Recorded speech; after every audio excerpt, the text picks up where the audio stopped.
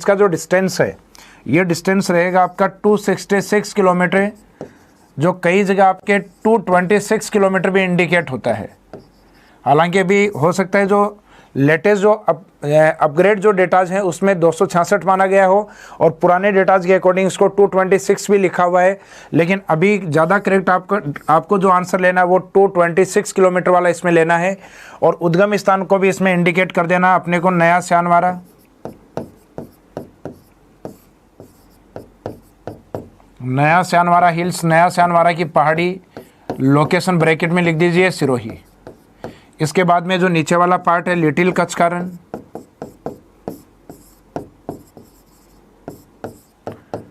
Little कचकारण ये part है गुजरात में। अब इसका जो कैचमेंट एरिया है वो कैचमेंट एरिया राजस्थान के केवल सिरोही डिस्ट्रिक्ट है, इसको क्रॉस करते हुए फिर ये गुजरात की ओर चली जाती है। इसका मीनिंग हमारे यहाँ जो कैचमेंट एरिया वो केवल सिरोही है, राजस्थान में ये कैचमेंट एरिया केवल इसका सिरोही वाला पार्ट। फिर इस साइड में गुजरात के अधिकांशतः मुख्यतः जो कच्छ वाला पार्ट है उस साइड से बहती है। तो राजस्थान में अगर कैचमेंट एरिया इसका पूछा जाए तो केवल सिरोही डिस्ट्रिक्ट को कैचमेंट एरिया में लिया जाएगा इसमें। इसके बाद में इसकी जो प्रमुख सहायक नदियां हैं या इस नदी के किनारे जो प्रमुख बसे हुए जो सिटी हैं, तो एक तो राजस्थान के अंदर तो सिरोही वाला पार्ट है, वहाँ तो आता है इसमें आबू नगर या आबू सिटी, और एक गुजरात की ओर जब जाते हैं तो गुजरात में आता है डीसा नगर। तो गुजरात का डीसा नगर और राजस्थान का जो आबू है वो इसी नदी के किनारे स्थित है। तो ये दोनों पॉइंट आपको याद होने चाहिए, आबू और डीसा वाला, ये एग्जाम में पूछा जा सकता है। इससे पहले इसमें कुछ सहायक नदियां हैं, वो सहायक नदियां इसमें कौन सी ली जाती हैं, तो इसी सीरियल में हम पहले देखते हैं सहायक नदियां।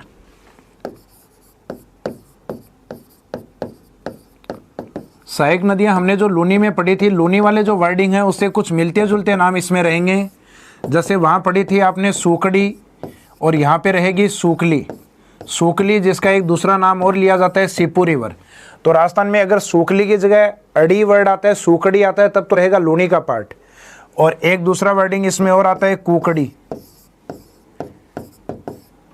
सामान्यतः जिन नदियों के लास्ट में अड़ी लगा हुआ होता है वो लूनी में ज़्यादा है, जैसे मीठड़ी, लीलड़ी, जोजड़ी, सूकड़ी। एक अपवाद है जिसके आगे अड़ी लगा हुआ है, लेकिन उसके बाद कौन सी रिवर में जाती है, पश्चिमी बनास।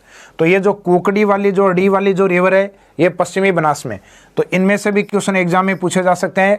ये ऑब्जेक्टिव टाइप के अकॉर्डिंग इंपॉर्टेंट है आपका, यानी जिसमें ऑप्शन आपको दिए जाएंगे तो उसमें डायरेक्ट कि कुकड़ी और सूकली किसकी सहायक नदी है, और सूकली की जगह अगर सूकड़ी आ जाएगा तब आपका आंसर अलग रहेगा, फिर पार्ट रहेगा लूनी का पार्ट।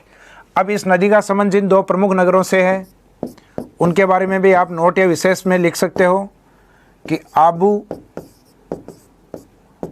पार्ट है सिरोही का,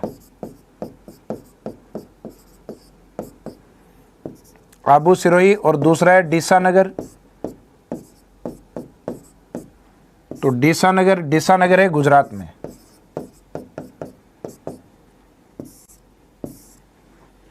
तो आबू और डीसा नगर दोनों का संबंध या दोनों इसी नदी के किनारे स्थित हैं।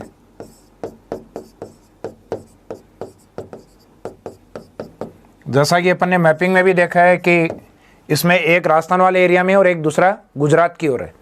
अब इसकी जो एक परियोजना चलती है, जो सूकली नदी है, इसके ऊपर एक प्रोजेक्ट चलता है सूकली सेलवाड़ा के नाम से। तो ये सूकली सेलवाड़ा परियोजना ये सिरोही के अंदर संचालित है। तो इसके बारे में नोट या विशेष में एक पॉइंट के अंदर आप अलग से लिख सकते हैं। तो पॉइंट नंबर फर्स्ट में तो ये दो नगर वाला जो आ गया। अब इसके बाद में पॉइंट नंबर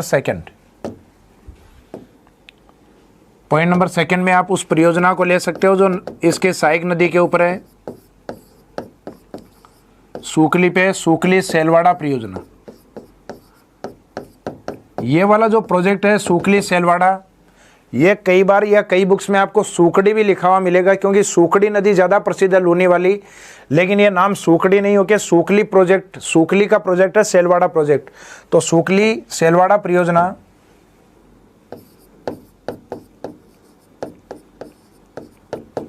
परियोजना सिरोही में संचालित है।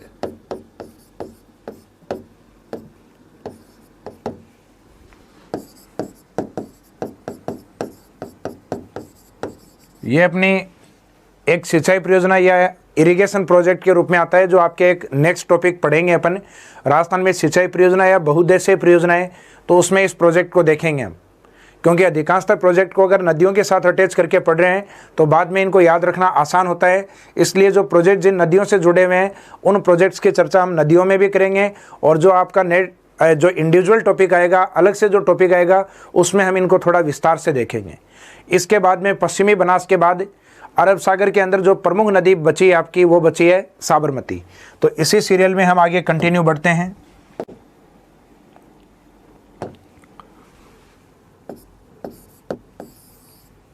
पॉइंट नंबर 4,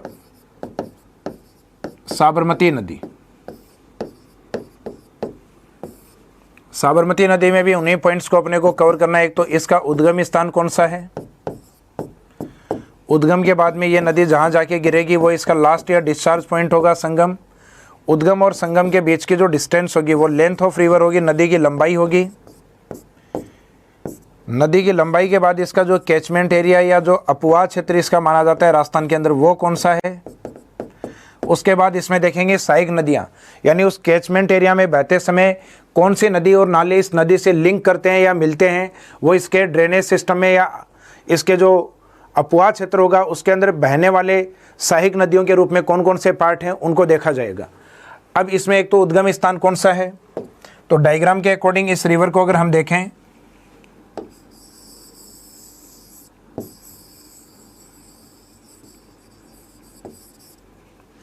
तो अरावली का जो दक्षिणी भाग है, उस दक्षिणी भाग में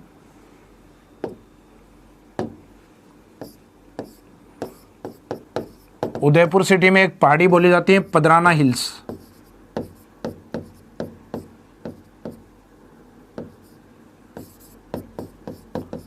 पदराना की पहाड़ी, तो ये एरिया तो राणाओं का रहा हुआ है, यानी एक जो गुहिल वंशज थे उसमें 2 शाखाएं थी, एक तो सिसोदिया और एक राणा। तो राणा से ये याद रखना पदराना, पदराना हिल्स उदयपुर से इसका उद्गम होता है। वहाँ पे वैसे एक झील मानी जाती है डेबर झील, या जिसको जयसमंद झील भी कहा जाता है, कि जयसमंद झील का जो पानी है वो इसी नदी का जो आगे का प्रवाह है या साबरमती का पार्ट बन जाता है। तो उस झील को भी अपन ले सकते हैं पदराना हिल्स में से। वहाँ पे एक नाल आती है डेबर नाल, उस डेबर नाल में एक झील बनती है डेबर झील, तो डेबर झील भी कहते हैं। और महाराजा जय सिंह ने इसका निर्माण करवाया था, इस कारण इसको जयसमंद झील भी कहा जाता है। तो ये वाला पार्ट इसके उद्गम में लिया जाता है। यहाँ से उद्गमित होकर उदयपुर से निकलकर ये नदी कंटिन्यू आगे उदयपुर को क्रॉस करके गुजरात की ओर, और फिर गुजरात की ओर जाते हुए और लास्ट में खंबात की खाड़ी में पहुँच के अपना संगम करवाती है। तो खंबात की खाड़ी इसका जो लास्ट पॉइंट है, यह इसका संगम माना जाता है। और इसका जो उद्गम और जो संगम वाला जो डिस्टेंस है, संगम वाला जो डिस्टेंस है, यह डिस्टेंस आता है इसमें 416 किलोमीटर। और 416 किलोमीटर में से अप्रोक्सीमेट 45 किलोमीटर जो पार्ट है इसका वो राजस्थान के अंदर है। बाकी जो रिमेनिंग पार्ट है ये इसका गुजरात की ओर, यानी कुल लेंथ का लगभग 10% भाग इसका राजस्थान में है, बाकी रिमेनिंग लगभग 90% पार्ट इसका गुजरात में माना जाता है। लेकिन अधिकांशतः जो सहायक नदियाँ अरावली से निकलती हैं वो इसमें जाके गुजरात में मिलती हैं। तो इसका जो मेन कैचमेंट एरिया है, कैचमेंट एरिया है नदी के द्वारा जो कवर किया गया जो एरिया है, लंबाई की बात नहीं होके नदी का जो बहाव क्षेत्र है वो 99% गुजरात में है, और बहाव क्षेत्र का जो पार्ट या एरिया है वो राजस्थान में केवल 1% है। तो राजस्थान की वह नदी जो राजस्थान से उद्गमित होकर मुख्यतः गुजरात में प्रवाहित होती है, जिसका राजस्थान में अपवाह क्षेत्र केवल 1% है और 99% अपवाह क्षेत्र गुजरात में है। तो उस आंसर में आपके रखा जाता है साबरमती को। गुजरात की कुछ प्रमुख सिटी हैं जो इसके किनारे पे स्थित हैं, जिसमें एक तो आता है आपका अहमदाबाद सिटी, इसी के पास में आता है आपका गांधी जी का जो आश्रम था साबरमती, तो वो साबरमती क्षेत्र, और एक गुजरात की राजधानी गांधीनगर। तो मुख्यतः इन तीनों सिटी का संबंध इसी नदी से है या इसी नदी के किनारे स्थित है। ये नदी काफ़ी ज़्यादा प्रदूषित नदी थी, लेकिन मोदी जी जिस समय गुजरात के मुख्यमंत्री थे उस दौरान साबरमती को मल मुक्त किया गया था, या जो सीवरेज लाइन साबरमती में जाती हैं उन सीवरेज लाइंस को साबरमती नदी से अलग हटाया गया और उसके बाद में साबरमती के ऊपर कई पेयजल परियोजना भी स्टार्ट हुई हैं और इस नदी का पानी वर्तमान में पहले की तुलना में काफ़ी साफ पानी इस नदी का हो चुका है। तो भारत में जो नदी स्वच्छता से संबंधित कार्यक्रम है उसमें एक तरीके का रोल मॉडल बन के उभरी है साबरमती की जो सफाई कार्यक्रम है। तो इसमें जो पॉइंट्स हैं वो पॉइंट्स कवर करने अपने को उद्गम के रूप में, तो उद्गम के रूप में इसमें पॉइंट रहेगा पदराना हिल्स। उद्गम में आएगा आपका पदराना हिल्स, जिसमें झील का भी आ सकता है जयसमंद झील। जयसमंद झील तो ये इसके उद्गम के रूप में है, उदयपुर में स्थित। दूसरा है संगम, तो संगम इसका लिया जाएगा खंबात की खाड़ी।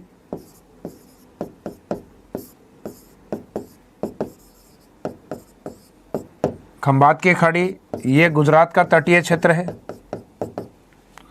इस उद्गम और संगम के बीच का जो डिस्टेंस है वो है आपका 416 किलोमीटर,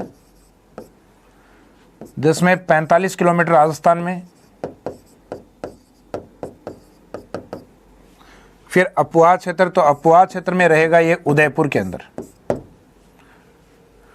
बाकी इसका जो कैचमेंट एरिया है गुजरात की ओर जाएगा। और इसकी जो प्रमुख सहायक नदियां, वो सहायक नदियां कौन कौन सी हैं जो साबरमती के साथ संगम करते हैं या साबरमती के साथ मिलती हैं?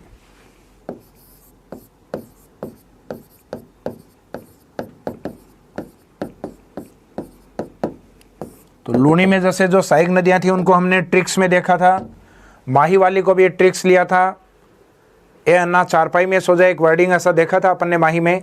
तो वैसा ही अपन साबरमती में भी एक ट्रिक्स के अकॉर्डिंग इन रिवर्स को लेंगे तो आसानी से आपके याद हो सकती हैं।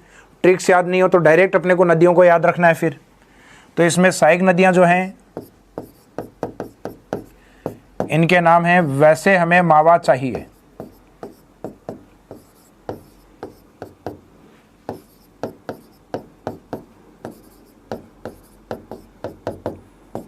लास्ट वाला जो वर्डिंग है ये साइलेंट रहेगा।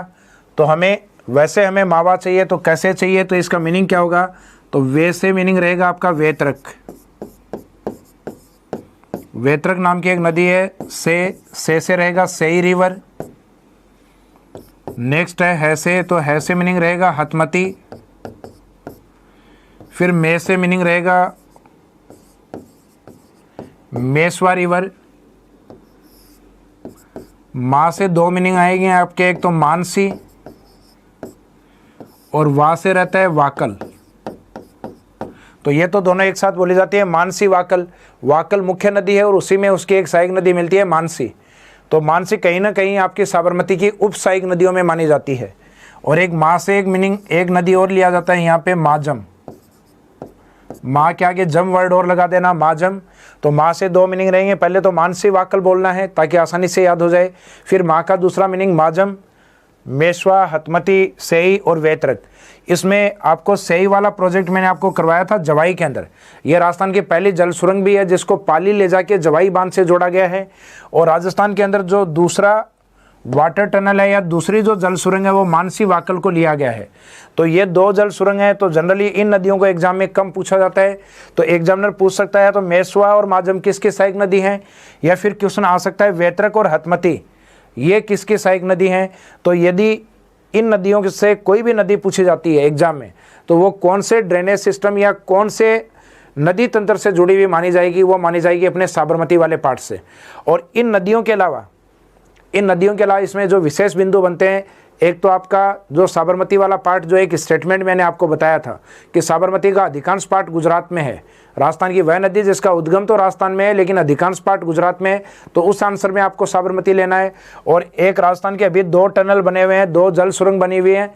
तो दोनों जो वाटर टनल या दोनों जल सुरंगें हैं वो साबरमती की सहायक नदियों पे बनी हुई हैं। तो एक पॉइंट ये रहेगा इसमें इंपॉर्टेंट। और एक साबरमती के किनारे डायग्राम में हमने देखा गुजरात के कुछ सिटी या नगर हैं, उन नगरों का आपका पता होना चाहिए कौन कौन से नगर स्थित हैं। तो अब इसकी विशेषताओं में हम लिखते हैं।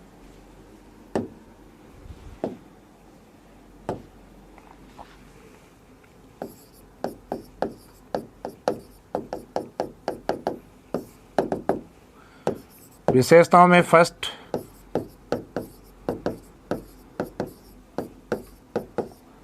साबरमती की सहायक नदियों पर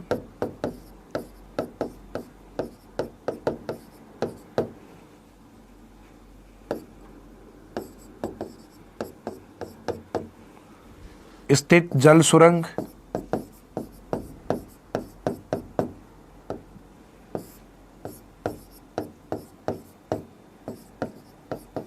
जिनको जनरली वाटर टनल भी कहते हैं अपन।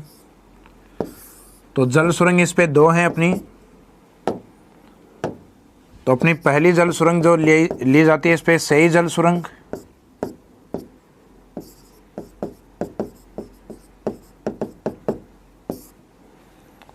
जबकि सेकंड है मानसी और वाकल।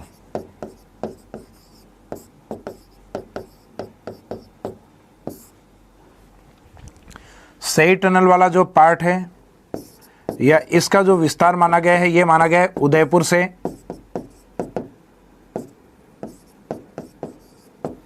पाली के मध्य। और इसकी विशेष बात है जवाई बांध में जलापूर्ति,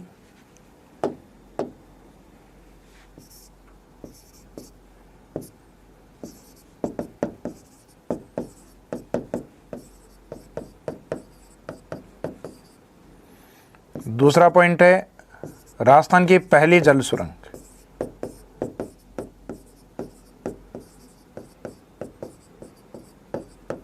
तो वाटर टनल में अगर जवाई से संबंध पूछा जाए और राजस्थान की पहली जल सुरंग पूछा जाए तब तो आंसर रहेगा आपका सही जल सुरंग। और राजस्थान की सबसे लंबी जल सुरंग पूछा जाए और इसके द्वारा जो जलापूर्ति की जाती है वो उदयपुर का ही एक वाटर ड्रिंकिंग प्रोजेक्ट है, जिसको वर्तमान में मोहनलाल सुखाड़िया के नाम से जाना जाता है, उसे जलापूर्ति की जाती है मानसी वाकल वाटर टनल के द्वारा। तो मानसी वाकल विस्तार इसका केवल उदयपुर में ही है।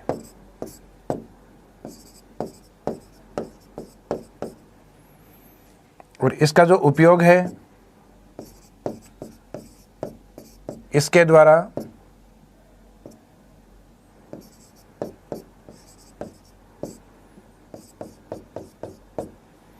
मोहनलाल सुखाड़िया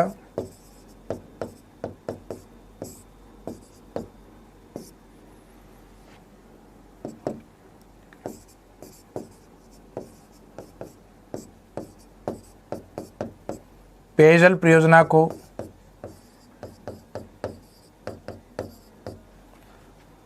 जलापूर्ति की जाती है।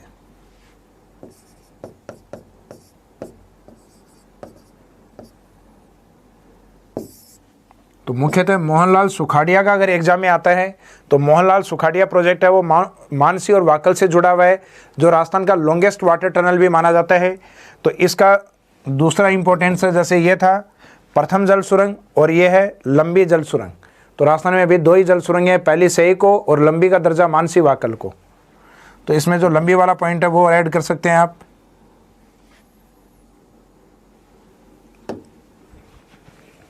मानसी वाकल के नीचे लिखना है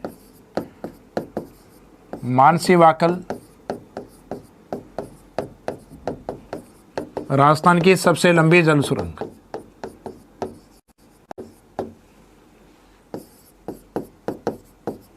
हालांकि राजस्थान में कुछ वाटर टनल और भी प्रस्तावित हैं, वो बनने के बाद में चंबल के ऊपर एक बन रहा है, सवाई माधोपुर से टोंक के मध्य एक वाटर टनल बनाया जा रहा है, जिससे बिसलपुर बांध को जोड़ा जाएगा चंबल को, जो चंबल टनल के रूप में बन रहा है। ये राजस्थान का सबसे बड़ा टनल होने का अभी सिर्फ एक प्रस्ताव, एक प्रपोजल रखा है, लेकिन अभी तक के लिए सबसे लंबा जो प्रोजेक्ट जो बन के तैयार हो चुका है और जिसको वर्तमान में सबसे लंबा माना जाता है वो मानसी वाकल टनल या जल सुरंग को माना जाता है।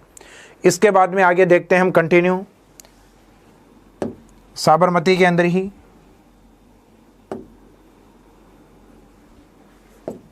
पॉइंट नंबर 2, इसकी विशेषताओं के अंदर ये तो टनल या सुरंग वाला हुआ है। साबरमती दूसरी विशेषता है कि राजस्थान की वह नदी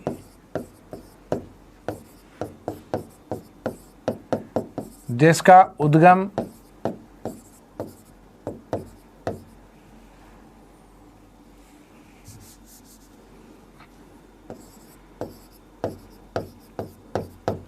उदयपुर अरावली की पहाड़ियों से होता है,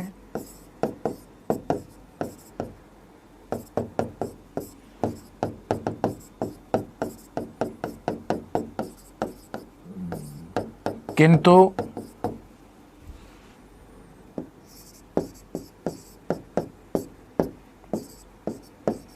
इसका अपवाह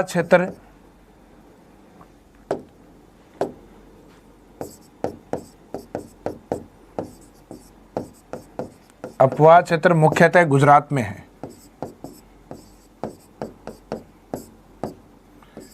यानी इसका जो मोस्टली कैचमेंट एरिया है वो आपके गुजरात की ओर है। आपका इसमें ओरिजिन पॉइंट आपका उदयपुर और अरावली की पहाड़ियों को माना जाता है। इसके बाद में हम आगे बढ़ते हैं इसमें कंटिन्यू।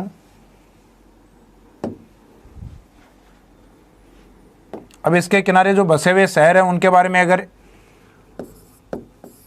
आपको नेक्स्ट पॉइंट में इंडिकेट करना है तो अपन कर सकते हैं इसमें।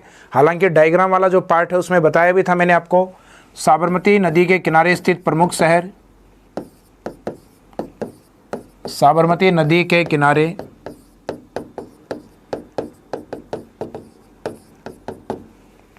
स्थित प्रमुख शहर या नगर पूछे जाएं तो इसमें रहेंगे आपके, एक तो गुजरात का प्रमुख जो इंडस्ट्रियल एरिया भी माना जाता है अहमदाबाद। नेक्स्ट अहमदाबाद के पास में एक दूसरा क्षेत्र है साबरमती। एक गुजरात का कैपिटल आता है गांधीनगर। जबकि जो एक पॉइंट अपन पहले डीसा नगर कर चुके हैं पश्चिमी बनास पे, तो एग्जाम में एग्जामिनर ऑप्शन ये भी दे सकता है कि इनके साथ डीसा नगर को रख दे। तो डीसा नगर पश्चिमी बनास का पार्ट है, ना कि आपके साबरमती का पार्ट। तो इसी सीरियल में हम बढ़ते हैं अब नेक्स्ट की ओर।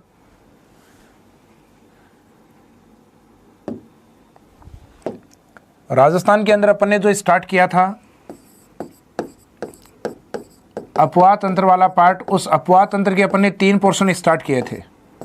किसे 3 भागों में बांटा जाता है? 3 भागों में। एक अरब सागर वाला जो पार्ट है, इस अरब सागर में अपने को 4 नदियों को देखना था। एक तो लूनी को, दूसरा प्रमुख नदी माही, और उसके बाद में वेस्ट बनास यानी पश्चिमी बनास, और एक देखना था अपने को साबरमती वाला पार्ट। तो यहाँ तक अपना ये अरब सागर वाला जो रिवर सिस्टम था या नदी तंत्र था ये कंप्लीट हो गया है। इसी के बाद में अपवाह तंत्र में सेकंड जो पोर्शन आता है वो स्टार्ट होता है अंतः प्रवाही नदियाँ। तो अब अपना स्टार्ट होगा सेकंड पार्ट इसमें अंतः प्रवाही नदियाँ, और ये कंप्लीट होने के बाद में तीसरा पार्ट चलेगा अपना बंगाल की खाड़ी की नदियाँ, जिनमें वाटर क्वांटिटी ज़्यादा होती है लेकिन नदियों की संख्या इनके भी कम होती है। नदियों की संख्या सबसे ज़्यादा होती है अंतः प्रवाही नदियों के अंदर। क्यों? क्योंकि राजस्थान का अधिकांश भाग आपका डेजर्ट है। बहुत सारी ऐसी नदियाँ हैं जिनके उद्गम तो होते हैं, थोड़ी दूर पे वो नाले के रूप में चलकर समाप्त हो जाती हैं। तो नेक्स्ट अपवाह तंत्र में पॉइंट नंबर बी रहेगा आपका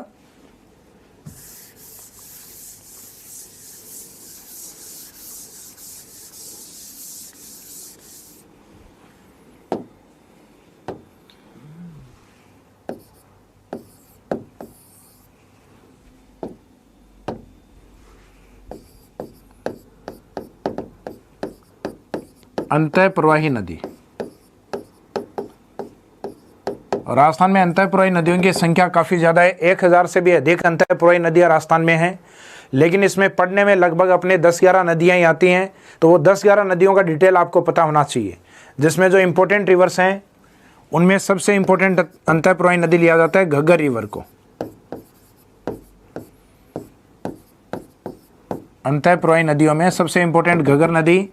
अब ये जो घग्गर नदी वाला जो पार्ट है इसको एग्जामिनर टारगेट करता है। इसमें एक तो इसके उद्गम को, संगम इन नदियों का नहीं होता। अंतः प्रवाही नदी कहीं जाके अंतिम भाग पे नहीं मिल पाती, वो बहते बहते समाप्त होती हैं, तो संगम नहीं होगा। तो उद्गम और संगम को देख के अपन बताते हैं लेंथ ऑफ रिवर। तो इसकी लेंथ को भी अपने को नहीं बताना, लंबाई को भी, लेकिन नदी बहती है क्योंकि नदी का नाम है इसलिए बहती तो है वो। तो उसका कैचमेंट एरिया जरूर होगा, उसका जो प्रवाह क्षेत्र है वो जरूर बनेगा इसमें। तो एक तो उद्गम, उद्गम के बाद में इसका अपवाह क्षेत्र या कैचमेंट एरिया।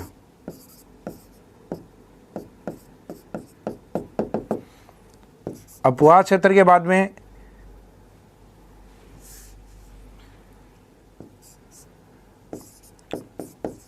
इस नदी से जुड़ी हुई आपकी जो विशेषताएं वो विशेषताएं इसमें अपन कंप्लीट करेंगे। तो पहले इसमें 2 स्टार्टिंग पॉइंट है, उद्गम और अपवाह क्षेत्र। तो इस नदी का उद्गम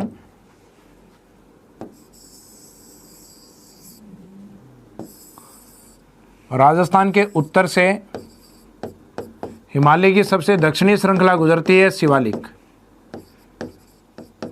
शिवालिक पर्वतमाला, इस शिवालिक पर्वतमाला के ऊपर एक पहाड़ी आती है, कालका पहाड़ी।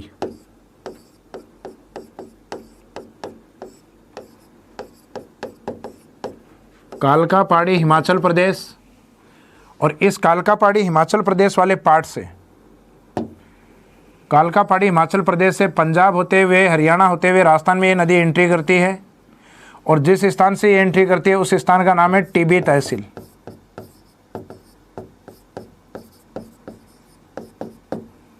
टीबी तहसील का एक गांव आता है यहाँ पे, तलवाड़ा विलेज, तलवाड़ा गांव, हनुमानगढ़। इस हनुमानगढ़ वाले पार्ट को क्रॉस करके और आगे कंटिन्यू ये गंगानगर होते हुए, और पाकिस्तान में इसका एक अंतिम स्थान माना जाता है, वहाँ जाके ये समाप्त होती है। हनुमानगढ़ में इस नदी के किनारे कुछ विशेष बिंदु और आते हैं, प्राचीन सभ्यताएं स्थित हैं, जिसमें एक कालीबंगा और नेक्स्ट आती है एक पीलीबंगा। तो ये कालीबंगा और पीलीबंगा वाला पार्ट इसी नदी के किनारे हनुमानगढ़ में स्थित हैं, और इसी नदी के किनारे पे हनुमानगढ़ में एक झील बनती है, जिस झील का नाम है तलवाड़ा झील।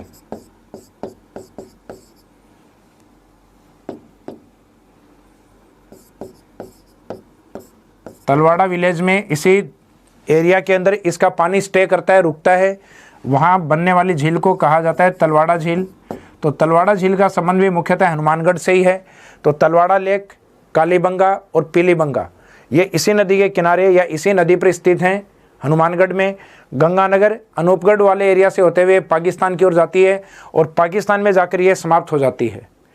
हालांकि इसका प्राचीन जो नाम है इस नदी का, अब ये वर्तमान में इसको हम पढ़ रहे हैं घग्गर के रूप में।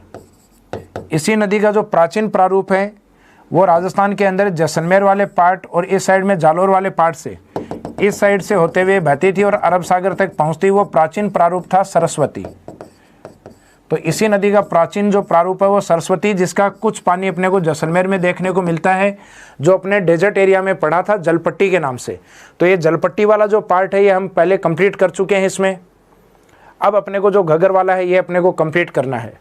तो इसके अंदर एक तो इसका जो उद्गम स्थान है वो कौन सा है, तो उसमें रहेगा कालका पहाड़ी हिमाचल प्रदेश, और पर्वतमाला का नाम रहेगा शिवालिक पर्वतमाला।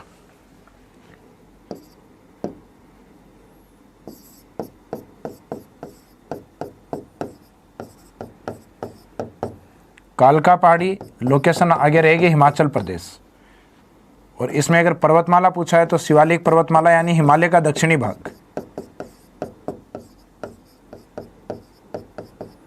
कालका पहाड़ी किसका पार्ट है, शिवालिक पर्वतमाला का। इसको ब्रैकेट में लिख सकते हैं। कैचमेंट एरिया राजस्थान के ऊपर वाले दोनों जिले इसमें शामिल होते हैं, गंगानगर और हनुमानगढ़, जी और एच। तो इसका जो कैचमेंट एरिया है वो गंगानगर, श्री गंगानगर, और दूसरा रहेगा आपका हनुमानगढ़।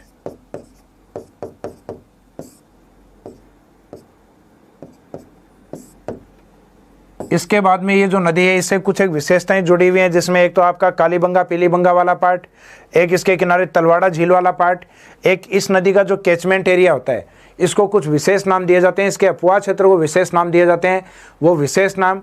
और इस नदी का एक प्राचीन नदी से संबंध रहा है, किस नदी से, सरस्वती, यानी घग्गर तो आज वर्तमान में ज्योग्राफिकल नेम है, इसी नदी का हिस्टोरिकल नेम या ऐतिहासिक नाम क्या था, सरस्वती नदी। तो इन पॉइंट्स को अपन कंप्लीट करेंगे इसी की विशेषताओं के अंदर। तो इसमें लिखिएगा घग्गर नदी की विशेषताएं।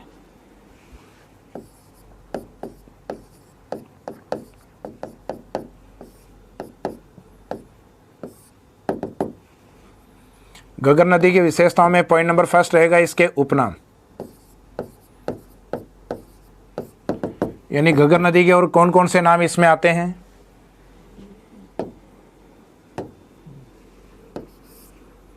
तो एक तो इसका प्राचीन नाम आता है सरस्वती। सरस्वती के अलावा इस नदी को अपन नटों की नदी भी कहा जाता है। जैसे नट जाति जो होती है वो रस्सी के ऊपर चलती है, नाटक दिखाती है, तो कहा जाता है इस नदी में कहीं पानी दिखता है और कहीं इसमें पानी नहीं दिखता, तो इसको एक नाम और दिया जाता है नट रिवर।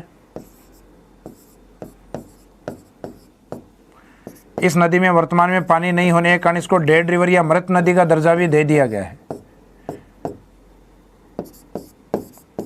इसी नदी को सोता रिवर भी कहा जाता है, सोता नदी।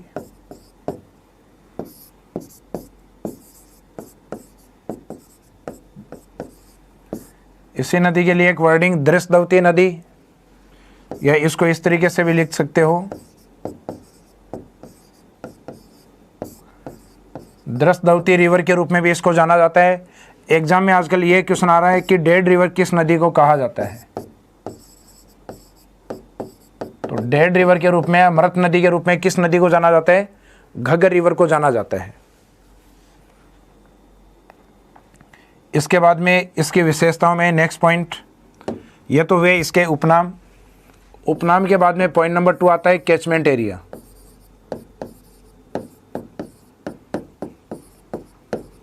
घग्गर का अपवाह क्षेत्र। अपवाह क्षेत्र का मीनिंग है लूणी जब ये जालोर से बहती है तो उसमें एक दलदली क्षेत्र बनता है नेहड़, तो उस जालोर वाले क्षेत्र को कहा जाता है नेहड़ का क्षेत्र। यानी वो लूणी का ही पार्ट है लेकिन नेहड़ गांव में उसका दलदल बनता है, तो लूणी को जालोर में जैसे नेहड़ कहा जाता है उसके कैचमेंट एरिया को, ना कि लूणी को, तो उसी तरीके से घग्गर के कैचमेंट एरिया को हमारे हनुमानगढ़ के पास इसको नाली या पाट के नाम से जाना जाता है। इसमें कुछ वर्डिंग्स आएंगे आपके जिनको याद रखना है आपको। जहाँ से ये नदी निकलती है इस साइड में हनुमानगढ़ होकर इस साइड में पाकिस्तान की ओर, तो हनुमानगढ़ वाला जो पार्ट इसमें कवर होता है, ये वाला जो पार्ट है, उस भाग में इसके कैचमेंट एरिया को नाम दिया जाता है नाली या पाट। और नाली के पास पाई जाने वाली भेड़ की नस्ल है उसको भी नाली नाम दिया जाता है। नाली इसलिए क्योंकि इस नदी के द्वारा कटाव किया जाता है, जैसे चंबल कटाव करके अवनाली का अपर्दन बनाती है, गली इरोजन बनाती है, तो उसी तरीके से ये कटाव करती है गहरे भाग इस तरीके से, तो उस क्षेत्र को नाली के रूप में जाना जाता है कैचमेंट एरिया को। और जैसे ही ये पाकिस्तान की ओर एंट्री करती है तो पाकिस्तान की ओर इसका जो कैचमेंट एरिया बनता है उस कैचमेंट एरिया को नाम दिया जाता है हकरा। तो पाकिस्तान की ओर कैचमेंट एरिया हकरा और राजस्थान की ओर नाली या पाट के नाम से हनुमानगढ़ में इसको जानते हैं। तो इसका जो कैचमेंट एरिया या अपवाह क्षेत्र है, इसके 2 मीनिंग अपने सामने निकल कर आते हैं। एक तो नाली, इसी का ही दूसरा नाम पाट।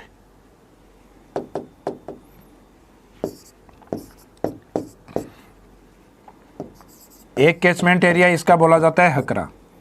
तो नाली और पाट वाला इसका विस्तार कहाँ माना जाता है? हनुमानगढ़ में। कि घग्गर का अपवाह क्षेत्र नाली या पाट होता है हनुमानगढ़ में, और घग्गर का अपवाह क्षेत्र हकरा होता है पाकिस्तान में। हकरा कौन से क्षेत्र में लिया गया है? पाकिस्तान की ओर। अब ये वाला जो पार्ट है इसका नाली वाला पार्ट, इस नदी के पास में पाई जाने वाली एक भेड़ की नस्ल को भी नाम दिया गया है, तो उसको भी हम साथ में इंडिकेट करेंगे, नोट या विशेष बिंदु के रूप में लिख सकते हैं।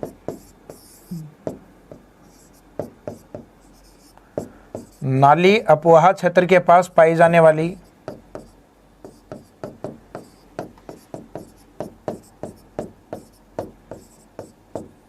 अपवाह क्षेत्र के पास पाई जाने वाली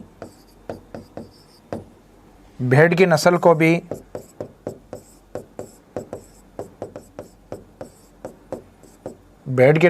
भी नाली कहा जाता है।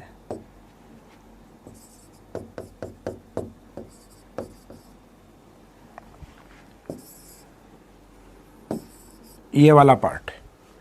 इसके बाद में हम देखते हैं कि घग्गर से जुड़े हुए जो अन्य महत्वपूर्ण बिंदु हैं उसके अंदर एक काठी और बग्गी शब्द मैंने आपको पहले करवाया था, उसी शब्द को हम यहाँ रिपीट करेंगे।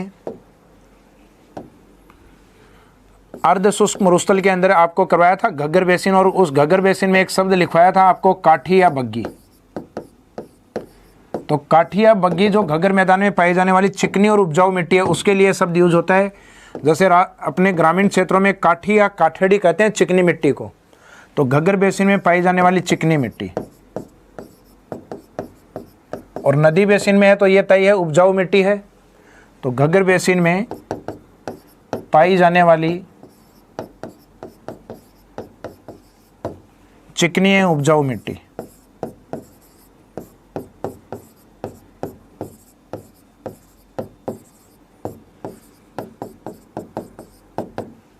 चिकनी एवं उपजाऊ मिट्टी जिसका विस्तार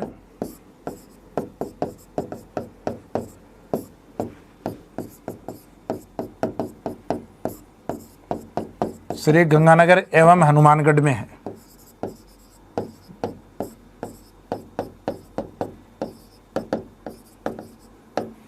तो इसका जो मेन एरिया है इन दो डिस्ट्रिक्ट में लिया जाता है, गंगानगर और हनुमानगढ़ डिस्ट्रिक्ट में। अब इस प्रकार की मिट्टी के अंदर मुख्य उत्पादित जो फसलें होती हैं, गंगानगर की ओर गेहूं और गन्ना, हनुमानगढ़ की ओर मुख्यतः चावल और कपास का उत्पादन अधिक होता है।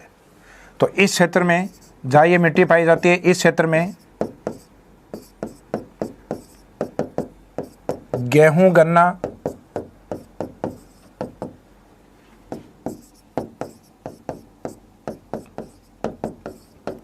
चावल एवं कपास का उत्पादन अधिक होता है।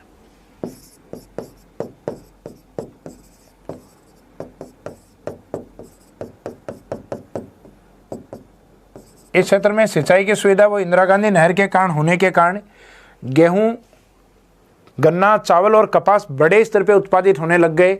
इस कारण गंगानगर को तो राजस्थान के अन्न भंडार के रूप में भी अपन जानते हैं। तो अन्न भंडार के पीछे कहीं ना कहीं घग्गर का जो उपजाऊ मैदान है उसका होना माना जाता है।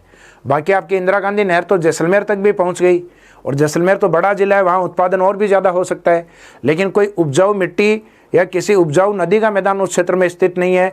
जबकि गंगानगर के अंदर और हनुमानगढ़ के अंदर घग्गर का उपजाऊ मैदान और उसके उपजाऊ मिट्टी, जिसको हम कहते हैं काठी या चिकनी मिट्टी, तो चिकनी मिट्टी का क्षेत्र होने के कारण मुख्यतः इन फसलों का उत्पादन अधिक होता है। चिकनी को लोमी सॉइल भी कहा जाता है इंग्लिश में, जो ये वर्डिंग इसमें यूज हुआ है चिकनी मिट्टी।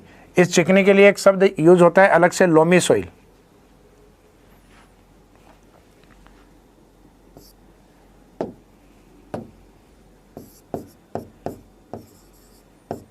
लोम या इसको लोमी भी लिख सकते हैं आप। इसकी विशेषताओं में नेक्स्ट पॉइंट नंबर 4,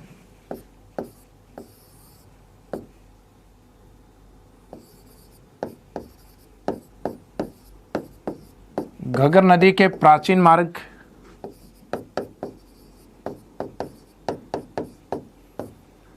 यानी किसके मार्ग को? सरस्वती को। मार्ग को खोजने के लिए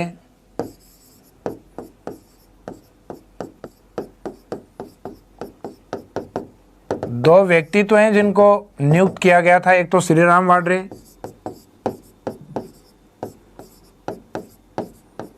और दूसरे थे इनके साथ हनुमंता राय। श्री राम वाड्रे और हनुमंता राय को नियुक्त किया गया।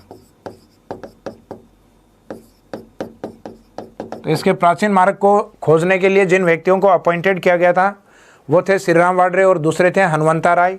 तो इन दोनों व्यक्तियों के नाम याद रखना। इन दोनों व्यक्तियों के द्वारा भी इसके प्राचीन मार्ग को पूर्णतः नहीं खोजा गया। तो याद रखना, श्री राम और हनुमान दोनों मिलकर लगे हुए हैं, लेकिन प्राचीन मार्ग को अभी तक भी पूर्णतः इसको डिनोट नहीं किया गया, इसको मैपिंग में नहीं उतारा गया है। अब इसके बाद में देखते हैं इसकी की विशेषताओं में पॉइंट नंबर 5। जब यह नदी पाकिस्तान पहुंचती है तो पाकिस्तान में इसका जो अंतिम स्थान माना जाता है वो माना जाता है फोर्ट अब्बास।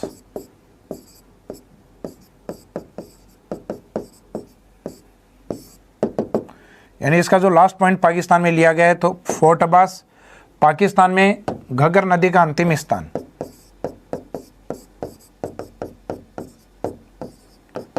पाकिस्तान में घग्गर नदी का अंतिम स्थान।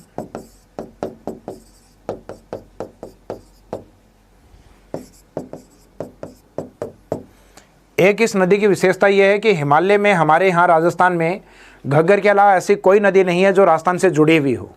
तो हिमालय से राजस्थान पहुंचने वाली एकमात्र नदी घग्गर को माना जाता है। इसी की विशेषताओं में पॉइंट नंबर 6 में रहेगा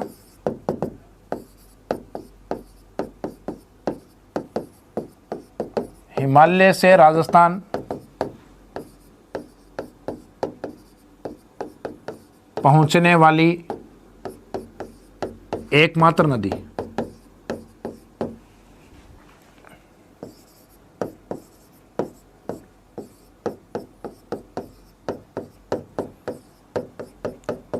घग्गर को माना जाता है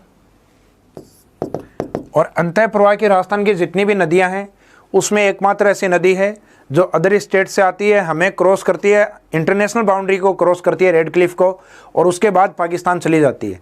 तो अंतर्राष्ट्रीय सीमा को क्रॉस करके या रेड क्लिफ को क्रॉस करके पाकिस्तान की ओर जाने वाली नदी में भी एकमात्र ऐसी नदी मानी जाती है। तो इसमें लिख सकते हैं, और इतनी लंबी नदी है कि अंतः प्रवाह में इसके बराबर देश में कोई भी दूसरी लंबी नदी नहीं है। राजस्थान के अंदर अगर एरिया देखा जाए तो इतना ज़्यादा नहीं है, राजस्थान के अंदर इसका इससे अधिक बड़ा जो एरिया वो कांतली नदी का है। तो देश की सबसे लंबी अंतःप्रवाही नदी के रूप में दर्जा प्राप्त है घग्गर नदी को, या इसका प्राचीन नाम क्या था, सरस्वती नदी को। घग्गर नदी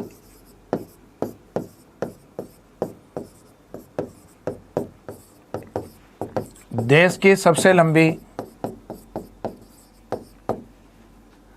अंतःप्रवाही नदी।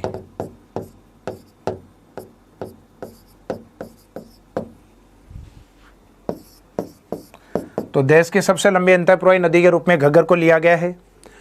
और अन्य जो विशेषताएं इसमें हमने डायग्राम में देखी हैं, कालीबंगा, पीलीबंगा सभ्यता जो आपकी हिस्ट्री से भी जुड़ी हुई हैं, और एक तलवाड़ा झील हनुमानगढ़ में इसी नदी के किनारे स्थित है। ये पॉइंट और लिख सकते हो क्योंकि ज्योग्राफिकल पॉइंट है आपका।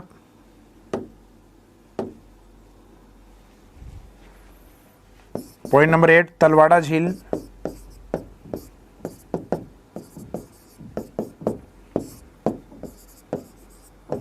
हनुमानगढ़ में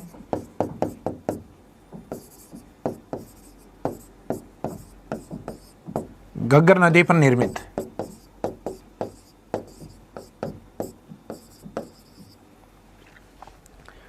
इसके बाद अंतःप्रवाही नदियों के अंदर इसके जो नीचे वाले जो भाग आते हैं, यानी गंगानगर, हनुमानगढ़ के बीकानेर और चूरू, उस क्षेत्र में कोई नदी स्थित नहीं। लेकिन उसमें चूरू के नीचे जो शेखावाटी वाला पार्ट है उसमें एक प्रमुख नदी आती है आपके, जिसका नाम है कांतली रिवर। तो अंतःप्रवाही नदियों के अंदर आपका जो सेकंड पॉइंट है, अंतःप्रवाही नदियों में दूसरी रिवर लेंगे अपन कांतली नदी।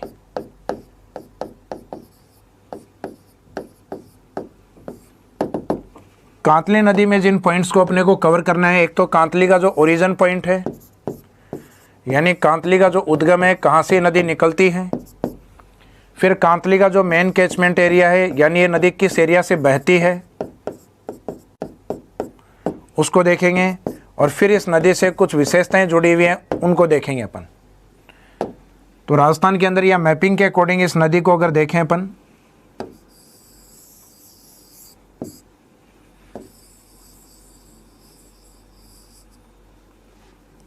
तो जो शेखावाटी वाला जो पार्ट है उसमें सीकर में एक पहाड़ी स्थित है, खंडेला की पहाड़ी। अरावली का ही पार्ट है खंडेला पहाड़ी, सीकर। वहां से इस नदी का उद्गम होकर झुंझुनू होते हुए चूरू की सीमा से पहले समाप्त हो जाती है। यानी इसमें एक तो सीकर और दूसरा प्रमुख डिस्ट्रिक्ट आता है झुंझुनू डिस्ट्रिक्ट। इन दो जिलों से ये प्रवाहित होती है। और इस नदी के किनारे अपने कुछ प्राचीन सभ्यता स्थल स्थित हैं, जैसे सीकर में गणेश्वर,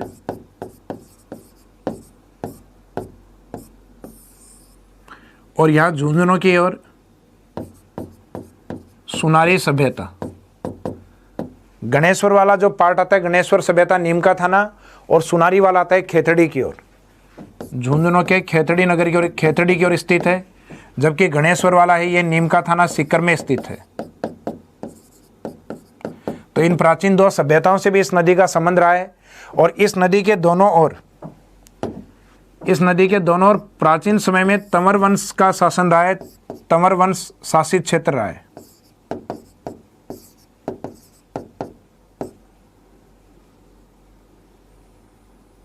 तंवर वंशजों द्वारा शासित प्रदेश।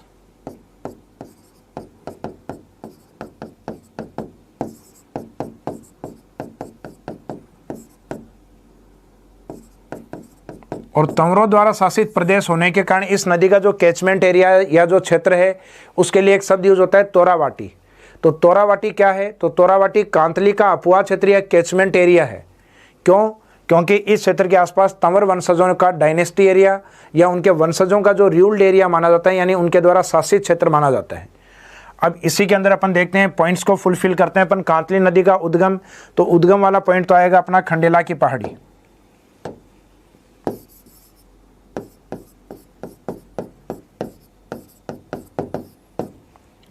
कैचमेंट एरिया में शेखावाटी के 2 ही क्षेत्र आएंगे। चूरू वो जिला है जहाँ कोई नदी नहीं है, तो इसमें एक तो सीकर, और सीकर के बाद में जहाँ ये बहती है झुंझुनू। और इन दोनों क्षेत्रों का जो कैचमेंट एरिया उसको नाम दिया जाता है तोरावाटी।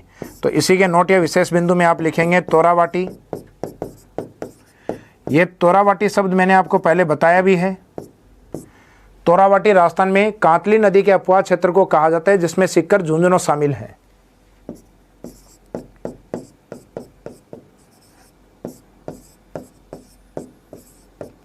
कांतली नदी का अपवाह क्षेत्र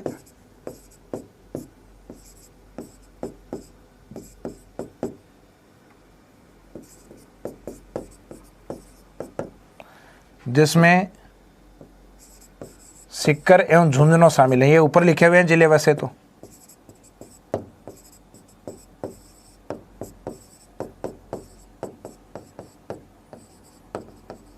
इसका मीनिंग है तीनों डिस्ट्रिक्ट होते हैं, चूरू सीकर झुंझुनू, तब तो आता है आपका शेखावाटी, और सीकर और झुंझुनू होते हैं तब आपका वर्डिंग रहता है तोरावाटी। और ये तोरावाटी शब्द किसके कारण दिया गया है? ये तंवर वंशजों के शासन के कारण दिया गया है। तो इसमें आप रीजन भी इंडिकेट कर सकते हैं, तंवर वंशों के द्वारा शासित प्रदेश होने के कारण इसके लिए तोरावाटी शब्द प्रयुक्त हुआ है। इसके बाद में आगे हम कंटिन्यू देखते हैं अंतःप्रवाही नदियों में और कौन सी है। हालांकि इस नदी में एक विशेष बात यह है, इस नदी का जो सर्वे हुआ है उस सर्वे को राजस्थान में सबसे लॉन्गेस्ट इनलैंड ड्रेनेज रिवर या अंतःप्रवाही नदी के रूप में दर्जा दिया है कांतली नदी को। जबकि जो घग्गर नदी है उसका जो एरिया है वो शिवालिक से और पाकिस्तान की ओर काफ़ी लंबा माना गया है, लेकिन वो देश की सबसे लंबी अंतःप्रवाही नदी है। राजस्थान में लंबी जो अंतःप्रवाही नदी है उसका दर्जा आपके कांतली नदी को मिला हुआ है। तो इसमें लिख सकते हो राजस्थान में। राजस्थान में का मीनिंग है राजस्थान के अंदर ही बतानी है, राजस्थान के बाहर नदी नहीं हो। तो राजस्थान में सबसे लंबी अंतःप्रवाही नदी कांतली, और राजस्थान की वह नदी जो अंतःप्रवाह के रूप में सबसे लंबी है। तो राजस्थान की वह नदी कौन सी रहेगी? घग्गर, क्योंकि घग्गर राजस्थान के लिए नदी है, और राजस्थान की नदी है घग्गर, इसलिए हम उसको पढ़ रहे हैं। तो राजस्थान की अंतःप्रवाह की सबसे लंबी नदी, की का मीनिंग है वो नदी बतानी है आपको, तो की में तो अपन आंसर ले सकते हैं घग्गर। और एक राजस्थान में यानी राजस्थान के अंदर सबसे लंबी नदी जो अंतःप्रवाह की नदी हो वो कौन सी है? तो आंसर उसमें लिया जाएगा कांतली को। और सर्वे में इसकी लंबाई को माना गया है 100 किलोमीटर। तो इसमें लेंथ भी आपके इंक्लूड होती है या लेंथ को भी लिखा जाता है। तो इसी की विशेषताओं में नेक्स्ट पॉइंट लिख सकते हो। विशेषताओं में कांतली नदी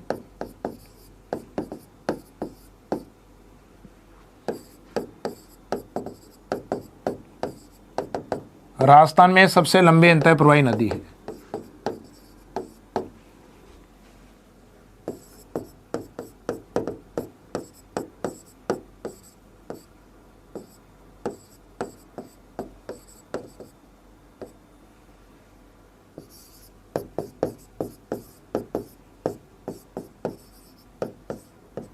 जिसकी लंबाई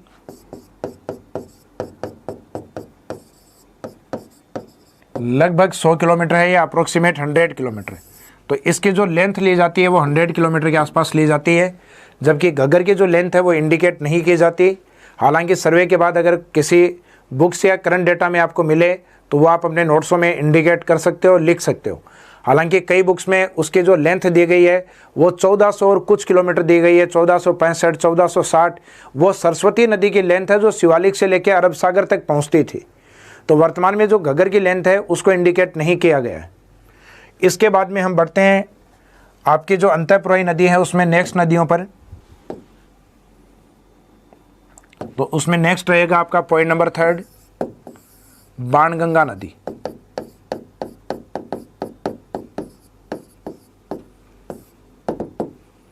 बाणगंगा नदी वाला जो पार्ट है ये स्टार्ट होता है जयपुर से, और जयपुर के पूर्व में जो भरतपुर डिस्ट्रिक्ट है उस ओर ये नदी प्रवाहित होती है। जयपुर में पहाड़ियाँ आती है आपके विराटनगर के पास, बैराट की पहाड़ी।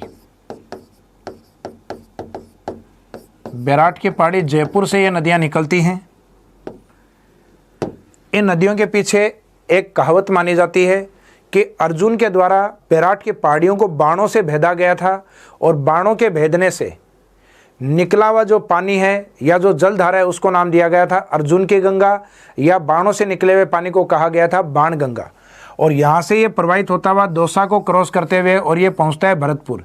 हालांकि पहले ये भरतपुर को क्रॉस करके मुख्य नदी यमुना तक जाया करती थी, लेकिन यमुना तक इसका ये जो आगे वाला जो मार्ग है ये इसका प्राचीन मार्ग बन गया है। ये इसका एंशियंट वे या प्राचीन मार्ग माना जाता है। वर्तमान ये यमुना से नहीं मिलती, वर्तमान में ये अंतःप्रवाही नदी है। अगर यमुना से मिलती तो ये बंगाल की खाड़ी की नदियों में शामिल होती, क्योंकि यमुना गंगा में और गंगा फिर बंगाल की खाड़ी में पहुंचती है। तो ये वर्तमान में यहाँ भरतपुर में जाके समाप्त हो जाती है, जहाँ पे केवलादेव स्थित है। और इस नदी के ऊपर एक बांध है, यहाँ पर अजान बांध या अजान डैम।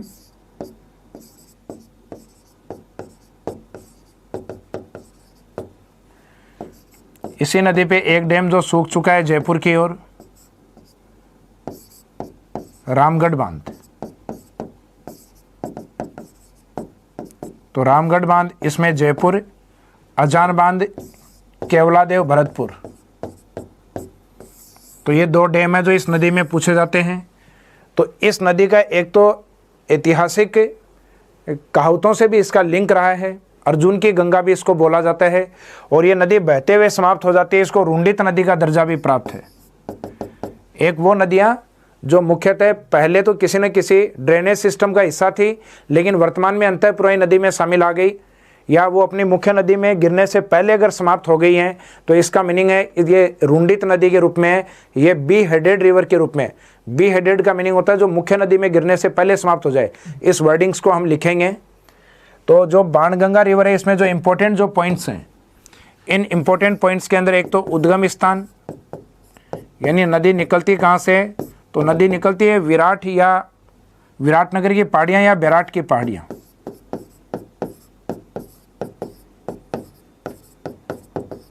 बैराट की पहाड़ियाँ जो कि जयपुर में स्थित हैं, यहाँ से निकल के और इस नदी का जो प्रवाह या जो कैचमेंट एरिया है, ये वाया दौसा होते हुए भरतपुर पहुँचती है।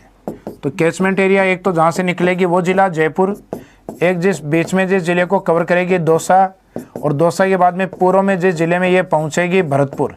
तो इसमें 3 प्रमुख डिस्ट्रिक्ट हैं, जयपुर, दौसा एंड भरतपुर डिस्ट्रिक्ट।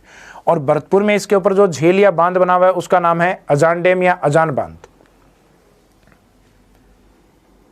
तो इस नदी में जो विशेषताएं आती हैं,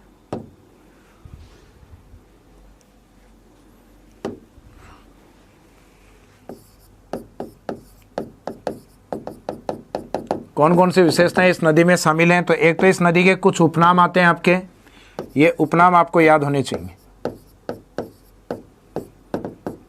तो एक तो इस नदी को निकालने के लिए जिस व्यक्ति के द्वारा बाण मारे गए,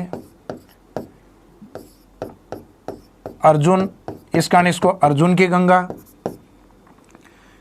एक इसको ताला रिवर भी कहते हैं, क्योंकि जिस क्षेत्र में नदी स्थित है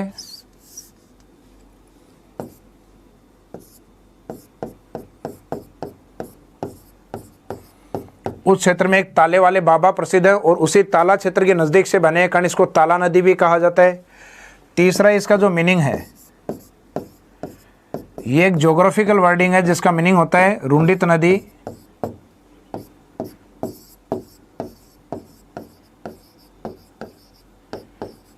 be headed river, be headed river का मीनिंग है कि वो सहायक नदियां जो अपनी मुख्य नदी में गिरने से पहले समाप्त हो जाती हैं उनको बी हेडेड रिवर कहा जाता है।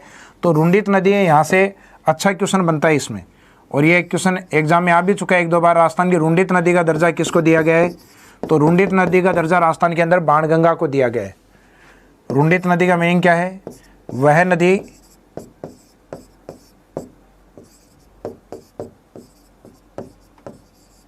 जो अपनी मुख्य नदी में गिरने से पहले समाप्त हो जाती है, जो अपनी मुख्य नदी में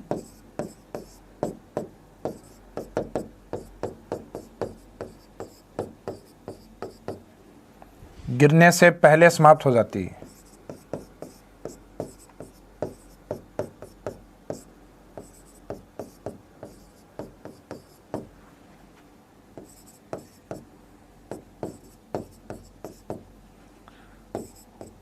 उससे रुंडित कहा जाता है।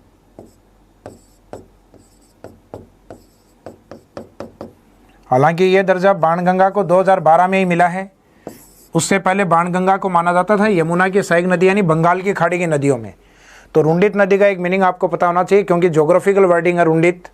इसके बाद में विशेषताओं के बाद में इससे जुड़ी हुई जो बांध परियोजनाएं हैं, विशेषता के अंदर ही लिखना है नेक्स्ट बांध प्रोजेक्ट या बांध परियोजना। तो इसके जो 2 डैम प्रोजेक्ट या जो बांध परियोजनाएं हैं उसमें एक तो है आपका जयपुर की ओर स्थित रामगढ़ बांध,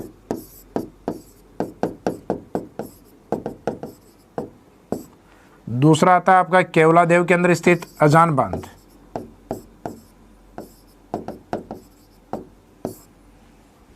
रामगढ़ बांध जयपुर, अजान बांध भरतपुर, केवलादेव। अजान बांध का इंपॉर्टेंस अधिक है क्योंकि अजान बांध है वो घना पक्षी विहार या केवलादेव को जलापूर्ति करता है।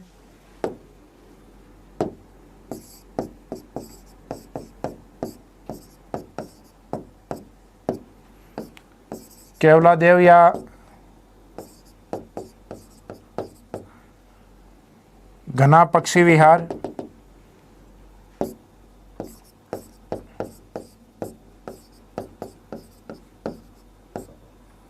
घना पक्षी विहार में जलापूर्ति।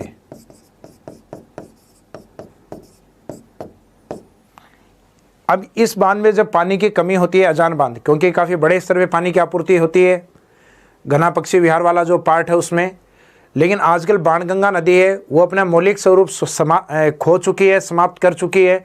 तो वर्तमान में इस नदी में उतना पर्याप्त पानी नहीं आ पाता कि जो अजान डैम को पानी से भर पाए।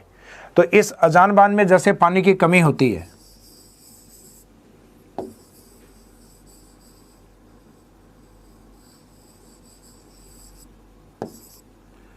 ये जो डैम यहाँ बना है भरतपुर में, इसके नीचे की ओर यहाँ पे एक डिस्ट्रिक्ट आता है करौली डिस्ट्रिक्ट। करौली डिस्ट्रिक्ट में एक नदी है गंभीर नदी। इस गंभीर नदी का एक डैम आता है पांचना डैम। इस पांचना बांध से पानी निकलता है जो आगे भरतपुर होता हुआ, और ये नदी यमुना से मिलती है आगे यूपी में जाकर। तो इसी बांध को या इस रिवर को, गंभीर नदी को या पांचना डैम का जो एक्स्ट्रा वाटर है वो अजान बांध से जोड़ा गया है। तो अजान बांध में जब पानी की कमी होती है तो कौन सी नदी के द्वारा जलापूर्ति की जाती है, तब तो आंसर रहेगा गंभीर नदी। और गंभीर नदी के ऊपर जो डैम बना हुआ है जो उसकी 5 सहायक नदियों पे बना हुआ है, इस कारण उसको कहते हैं 5 के नाम से पांचना डैम। तो इसमें पांचना बांध के द्वारा जलापूर्ति की जाती है। तो अजान बांध से संबंधित एक ये इंपॉर्टेंट पॉइंट पांचना या गंभीर नदी वाला अपन यहाँ पे नोट कर सकते हैं।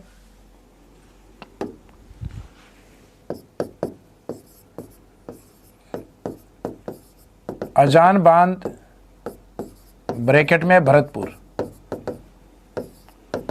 में पानी की कमी होने पर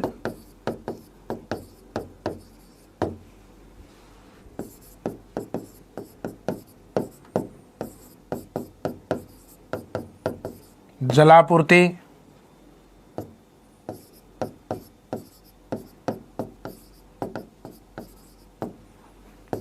पांचना बांध, पांचना बांध यानी जो करौली के अंदर, पांचना बांध किस रूप में पानी जाता है, गंभीर नदी के रूप में पानी जाता है। पांचना बांध या गंभीर नदी से की जाती है। अब ये एग्जामिनर के ऊपर है कि वो इसमें डैम का नेम पूछ रहा है, पांचना का, या नदी का नाम पूछ रहा है। तो बांध का नाम पूछेगा तब तो रहेगा पांचना बांध से, और नदी का नाम पूछेगा तब आंसर रहेगा आपका गंभीर नदी।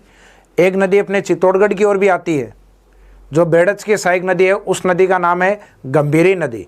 तो गंभीरी अलग है राजस्थान में और गंभीर अलग है। ये इस टॉपिक के लास्ट में देखेंगे अपन। कुछ मिलते जुलते नाम हैं जिनके बारे में, जैसे मैंने आपको लूणी में पढ़ाई थी सूखड़ी, और पश्चिमी बनास में पढ़ाई सूखली, और यहाँ मैं आपको बता रहा हूँ गंभीर नदी। जबकि आपको बेड़च वाला पार्ट है उसमें चित्तौड़गढ़ के आसपास पढ़ाएंगे गंभीरी नदी। तो गंभीरी अलग रहेगी और गंभीर अलग है। इसके बाद में नेक्स्ट देखते हैं अंतःप्रवाही नदियों के अंदर पॉइंट नंबर 4, घग्गर, कांतली और बाणगंगा के बाद साबी नदी।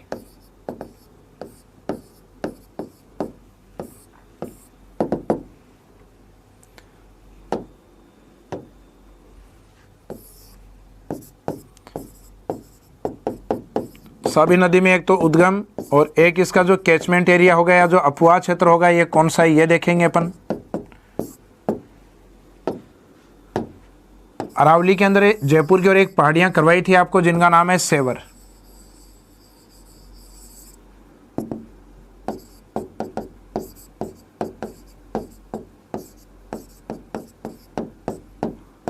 सेवर की पहाड़ी जयपुर।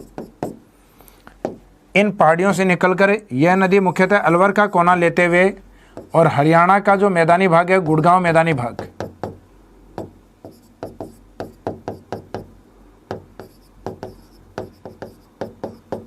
हरियाणा के गुड़गांव मैदान में जाके नदी विलीन हो जाती है, समाप्त हो जाती है। तो राजस्थान की वह नदी जो हरियाणा की ओर जाके विलीन होती है, समाप्त होती है, तो उस रूप में एकमात्र नदी को माना जाता है साबी नदी को। और इसी नदी के किनारे जयपुर के अंदर एक सभ्यता प्राप्त हुई है। इसी के किनारे एक सभ्यता को खोजा गया है जिसको नाम दिया गया है जोधपुरा सभ्यता। तो राजस्थान की जोधपुरा सभ्यता मुख्यतः किस नदी के किनारे स्थित है, तो उसमें आंसर रहता है साबी। और इस सभ्यता से हाथी दांत के अवशेष प्राप्त हुए हैं हमें। राजस्थान की ऐसी प्रमुख सभ्यता जिसमें हाथी दांत के अवशेष प्राप्त हुए हैं वो जोधपुरा सभ्यता। किस नदी के किनारे, साबी नदी के, और उसका कैचमेंट एरिया जयपुर से तो निकलती है, बाकी अलवर को भी ये कवर करती है। तो जयपुर अलवर और उसके बाद में अदर स्टेट कवर करती है हरियाणा। तो इसमें जो उद्गम स्थान है वो माना जाएगा सेवर की पहाड़ी जयपुर।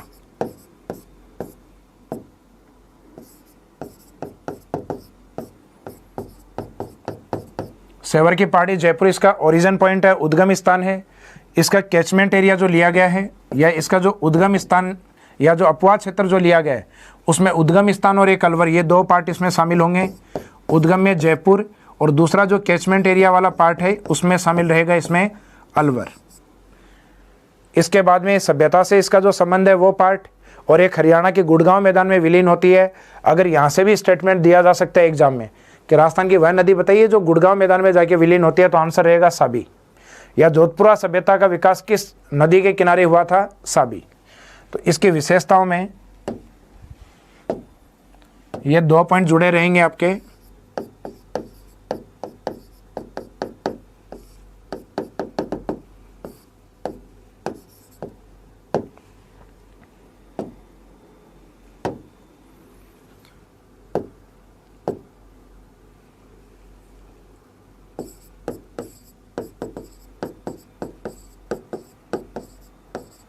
राजस्थान की वह नदी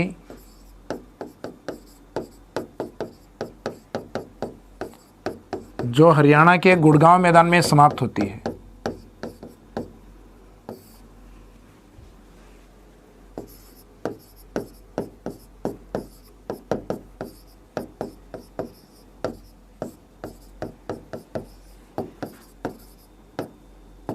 तो उसमें आंसर को लिया जाएगा आपके साबी को। विशेषताओं में पॉइंट नंबर 2 रहेगी आपकी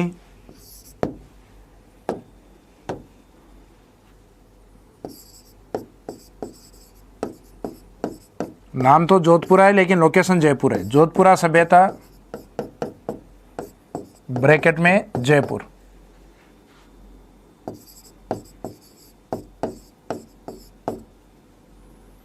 इसी नदी यानी साबी के किनारे विकसित हुई।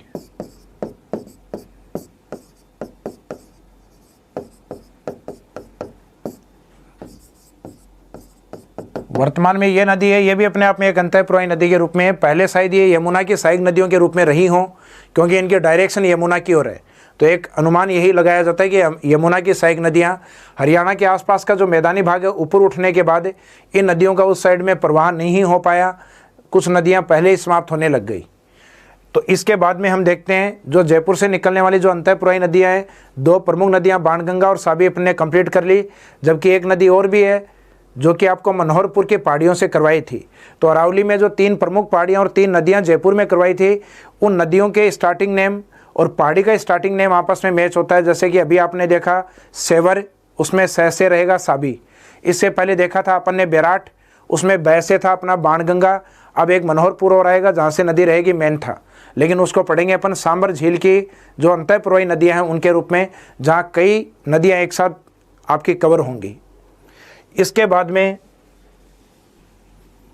अंतःप्रवाही नदियों में नेक्स्ट रहेगी आपके पॉइंट नंबर 5, पूर्वी राजस्थान से जुड़ी हुई एक नदी आती है रूपारेल।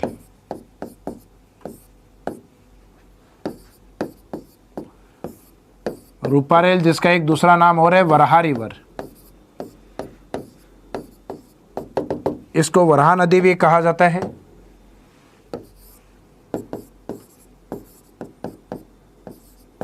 इसका उद्गम और कैचमेंट एरिया कौन सा है, अपवाह क्षेत्र कौन सा है?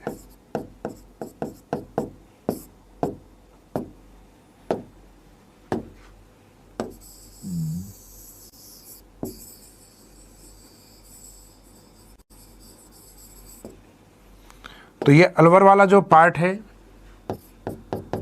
अलवर वाले पार्ट में एक पहाड़ी आती है उदयनाथ की पहाड़ी। राजस्थान में सामान्यतः पहाड़ियों के आगे नाथ अलवर में ही लगता है, एक अपवाद भी है कमलनाथ उदयपुर की ओर। तो उदयनाथ से निकल कर और इस साइड में भरतपुर में आके नदी समाप्त होती है, जहाँ इसके ऊपर एक झील भी बनी हुई है जिसका नाम है मोती झील। और इस मोती झील से पानी या एक लिंक निकाला गया है, जो भरतपुर में स्थित जो दुर्ग है लोहागढ़, अजयगढ़ या विजयगढ़, इस दुर्ग के चारों ओर पानी जो भरा गया है वो मोती झील से निकाली गई जो लिंक नहर है, जिसको नाम दिया जाता है सुजान गंगा।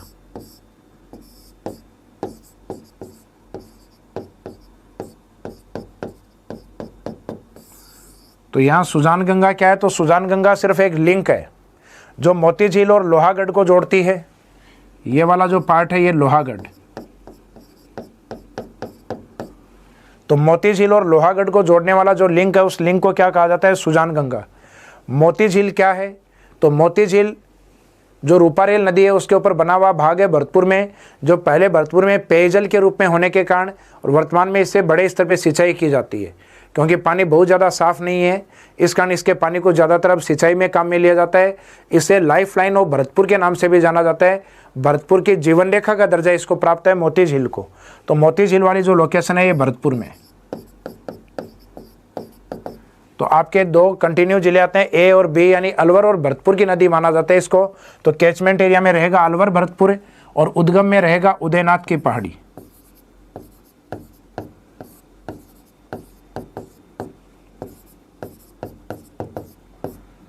उदयनाथ की पहाड़ी और लोकेशन रहेगी इसकी अलवर।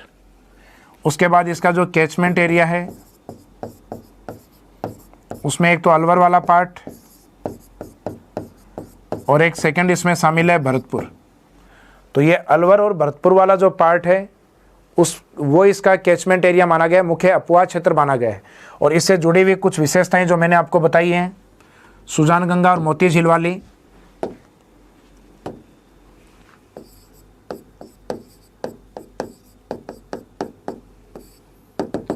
जनरली अंतःप्रवाही नदियाँ वो राजस्थान के पूर्वी भाग में कम पाई जाती हैं, लेकिन ये कुछ एक अपवाद हैं, बाणगंगा नदी, साबी नदी, रूपारेल नदी। तो इनके कैचमेंट एरिया आप याद रखिएगा। तो जब जैसे ही मैंने आपको बाणगंगा का बताया, तो बाणगंगा केवलादेव तक जाती है, नहीं भरतपुर तक, लेकिन वो जयपुर दौसा वाला पार्ट कवर करती है। अब भरतपुर में एक और पढ़ रहे हैं अपन, जो अलवर से आती है उसका नाम रूपारेल होगा, और एक आपकी जयपुर अलवर होते हुए आपके हरियाणा जाती है उसका नाम साबी होगा। तो इसकी विशेषताओं में जो जुड़े हुए पॉइंट है उसमें एक तो रहेगा आपका मोती झील वाला पार्ट,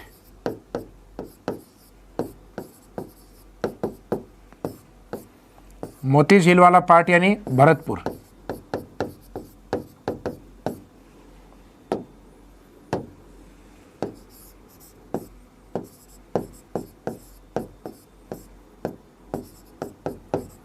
इसके द्वारा भरतपुर में सिंचाई के लिए जल आपूर्ति की जाती है।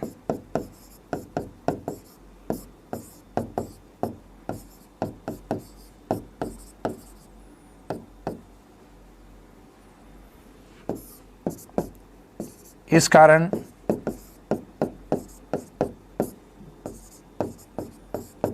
इसे भरतपुर की जीवन रेखा भी कहा जाता है।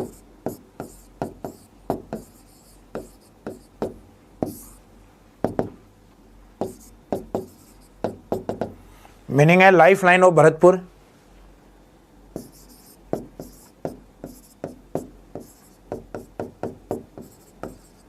तो भरतपुर की जीवन रेखा किसे कहा जाता है? तो आंसर रहेगा आपका मोती झील। अब मोती झील से एक लिंक निकाला गया है लोहागढ़ को जोड़ने के लिए, उस लिंक को नाम दिया जाता है सुजान गंगा। तो इसी विशेषताओं में आपका पॉइंट नंबर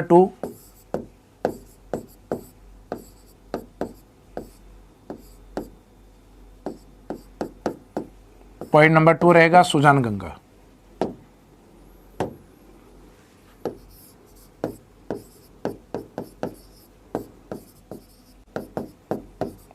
मोती झील से लोहागढ़ को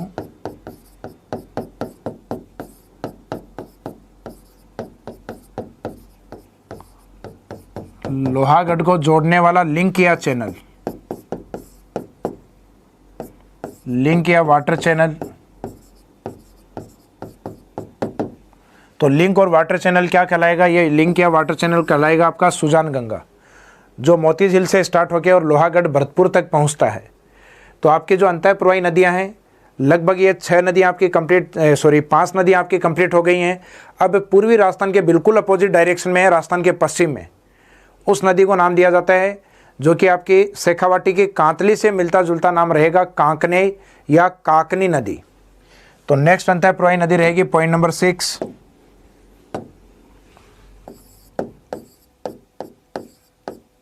पश्चिमी राजस्थान की नदी है कांकनी या काकनेई, और इसका स्थानीय नाम भी प्रचलित है। सामान्यतः यह नदी नहीं बहती, लेकिन जब भी बारिश होती है 10, 20, 15 साल में बहुत अच्छी बारिश होती है, तब यह नदी एक नाले के रूप में निकलती है। और यहाँ के स्थानीय लोग कहते हैं कि निकल पड़ी हमारी मसूरदी, तो यहाँ के स्थानीय तौर पे इसको नाम दिया गया है मसूरदी नदी।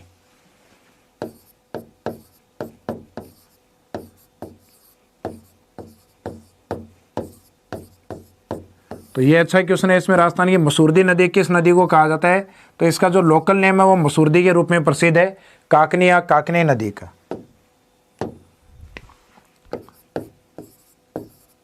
इस नदी का जो उद्गम है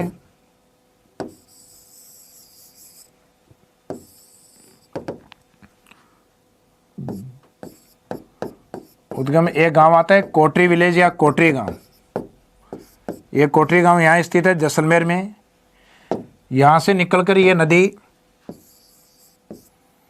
बहते हुए समाप्त होती है बालूका स्तूपों के मध्य, और जहाँ एक झील बनाती है, जिस झील को कहा जाता है बुझ झील।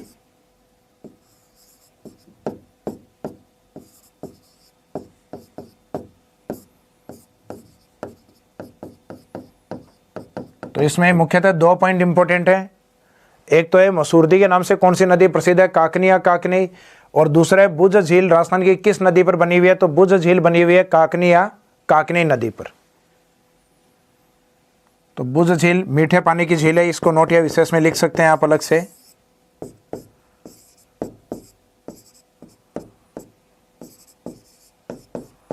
बुझ झील जैसलमेर में।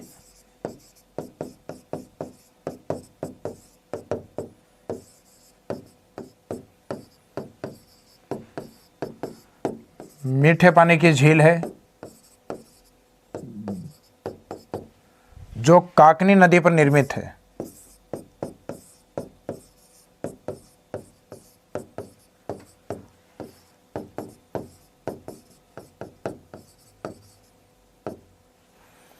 अब इसके बाद में आपकी जो अंतःप्रवाही नदियां बची हैं, 4 प्रमुख अंतःप्रवाही नदियां और भी हैं। हालांकि अंतःप्रवाही नदियां जैसे मैंने आपको बताया हजारों हैं, लेकिन जो मोस्टली अपनी ज्योग्राफी में दी हुई हैं, उसमें चारों नदियों का जो बची हुई नदियों का संबंध है वो सांबर से है। तो उनको एक ही पॉइंट में अपन कवर करेंगे अन्य अंतःप्रवाही नदियों के नाम से। तो पॉइंट नंबर 6 के रूप में इसको लिया है। अब next point number 7। Point number 7 का हेडिंग रहेगा आपका अन्य अंतःप्रवाही नदियां।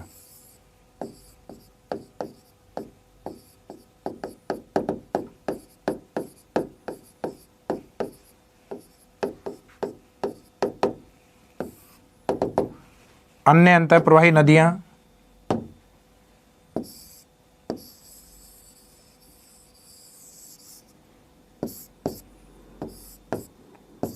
ये सांबर लेक है जो 36 किलोमीटर लंबी है और 3 डिस्ट्रिक्ट के मध्य आती है। एक तो जयपुर,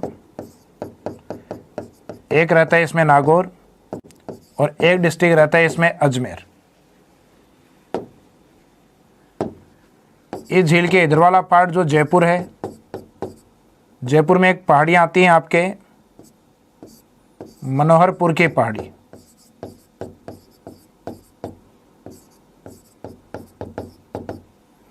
इन मनोहरपुर की पहाड़ियों से नदी निकलकर और इसके उत्तरी पूर्वी भाग में आके मिलती है। इस नदी का नाम है मेंथा नदी।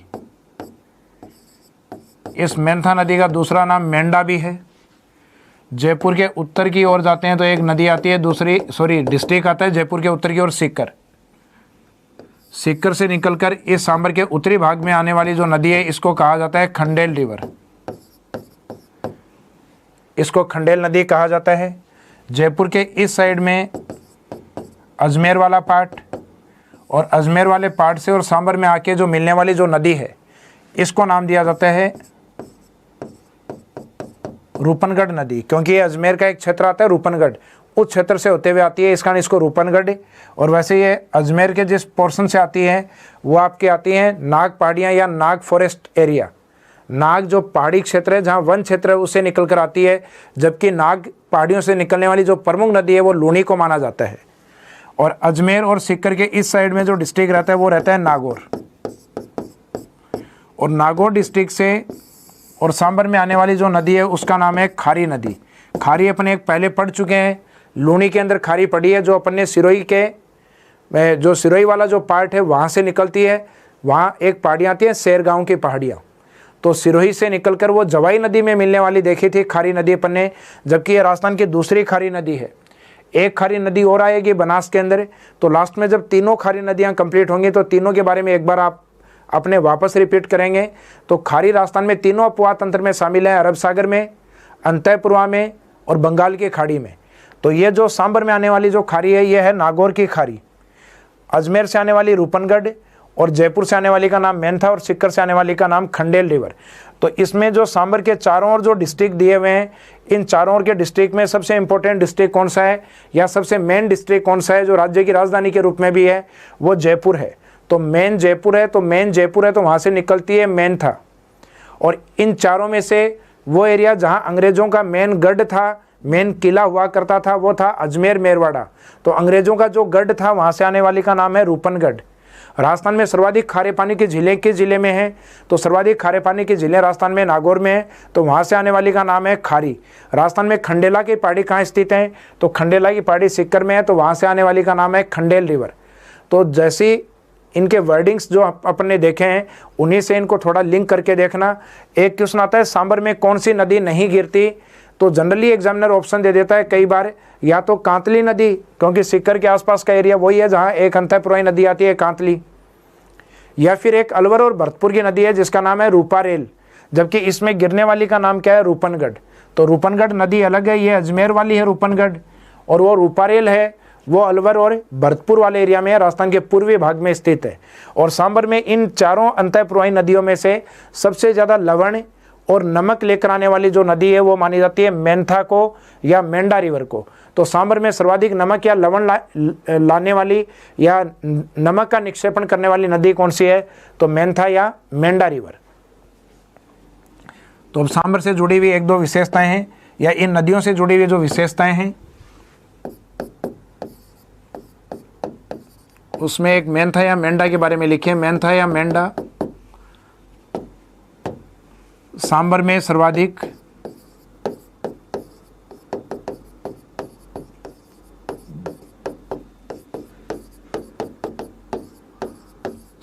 लवण या नमक जमा करने वाली नदी।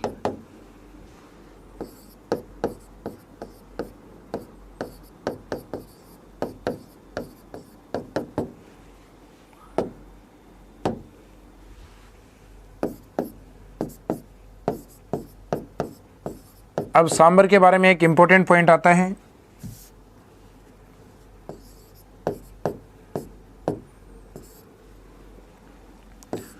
जैसे सांबर एक निम्न भूमि के रूप में है जिसमें चारों ओर से नदियां आके इस पॉइंट पे मिलती हैं। तो जब नदियां चारों ओर से आके एक पॉइंट पे मिलती हैं, और एक होता है कि एक पॉइंट से नदियां चारों ओर जाती हैं, तो चारों ओर जब नदियां जाती हैं तो उस पॉइंट को कहा जाता है कि नदियां जब चारों ओर फैलती हैं जैसे कोई पहाड़ी क्षेत्र है जहाँ से नदियाँ उसके चारों ओर जाती हैं तो उसको कहा जाता है अपसारी अपवाह तंत्र या अपसारी नदी प्रारूप, और एक पॉइंट पर आकर मिलती है उसको कहा जाता है अभिसारी।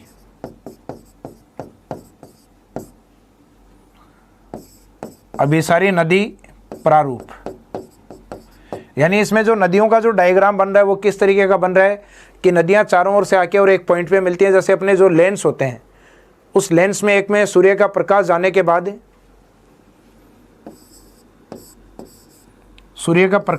के बाद वो एक ही पॉइंट पे इकट्ठा करता है, उसको कहा जाता है अपसारी लेंस।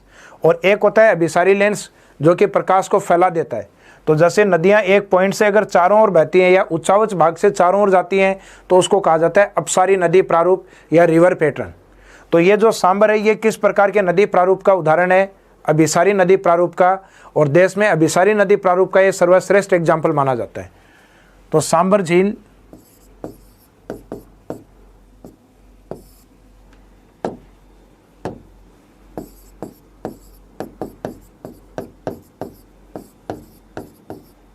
अभिसारी नदी प्रारूप का उदाहरण है।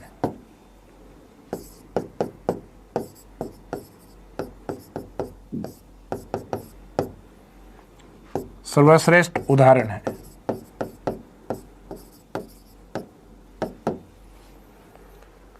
तो जो मेंथा और जो सांबर से जुड़े हुए जो पॉइंट थे ये अपने कंप्लीट हो गए हैं। मेंथा सांबर में सर्वाधिक नमक लाने वाली नदी के रूप में, और सांबर अपने आप में देश की सबसे प्रमुख अभिसारी नदी प्रारूप बनाने वाली झील मानी जाती है जिसमें चारों ओर से नदियां आकर मिलती हैं।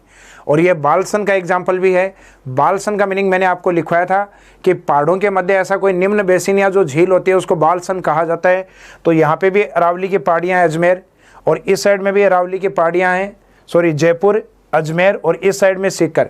तो चारों ओर से पहाड़ियाँ होने के कारण उसके बाद में बीच में जो पानी आ रहा है जो कि नागौर, जयपुर, अजमेर और जयपुर की सीमा के ऊपर है, तो उस पानी को जो बीच में आके जमा होगा उसको नदी प्रारूप के अकॉर्डिंग या डायग्राम के अकॉर्डिंग तो बोल देंगे अभिसारी। और वैसे इस प्रकार के भाग को ज्योग्राफी के लैंग्वेज में बोला जाता है बालसन। तो सांबर बालसन का एग्जाम्पल है। तो ये मैंने आपको डेजर्ट एरिया के अंदर एक पॉइंट लिखवाया था बालसन, वहाँ ये बिंदु लिखा हुआ है आपका बालसन शब्द सांबर के अंदर।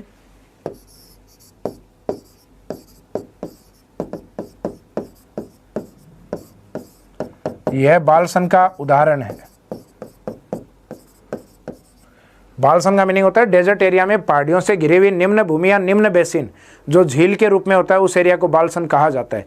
तो इसके साथ आपके राजस्थान के जो दो नदी प्रारूप हैं या जो ड्रेनेज सिस्टम के दो पार्ट जो हैं वो कंप्लीट हो गए हैं, अरब सागर की नदियां और एक अंतः प्रवाही नदियां। इसके बाद जो नेक्स्ट क्लास होगी उसमें स्टार्ट करेंगे अपन बंगाल की खाड़ी की नदियों को। Thank you.